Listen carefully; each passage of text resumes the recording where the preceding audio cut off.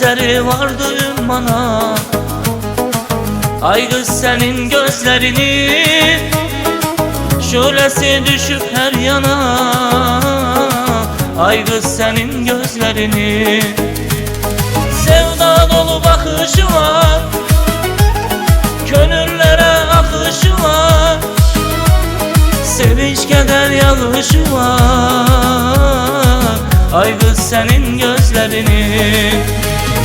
Ben de Mecnun atlanaydım, eşk oduyla otlanaydım, şövgiyle oda yanaydım, ay kız senin gözlerini.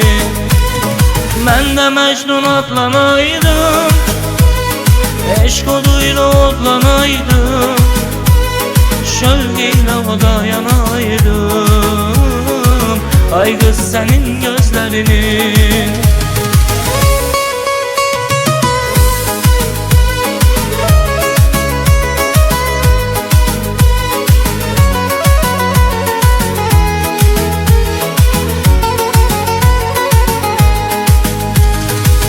Al oldu məhəbbətin, ömrə bəzək səadətin, həsrətinə dözmək çətin, ay qız sənin gözlərini.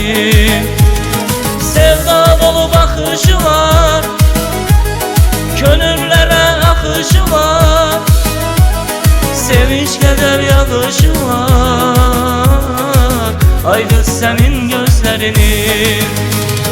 Ben de Mecnun adlanaydım, eşk oduyla otlanaydım, şövgiyle oda yanaydım, ay kız senin gözlerini.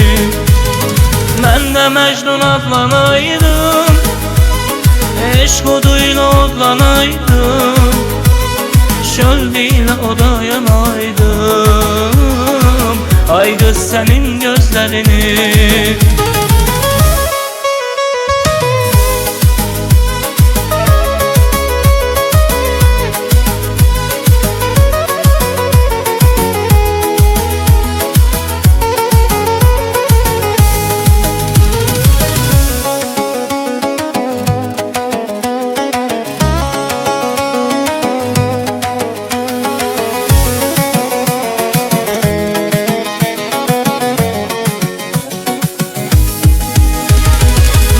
Mecnun atlanaydım, eşk oduyla otlanaydım, şövgiyle oda yanaydım, ay kız senin gözlerini.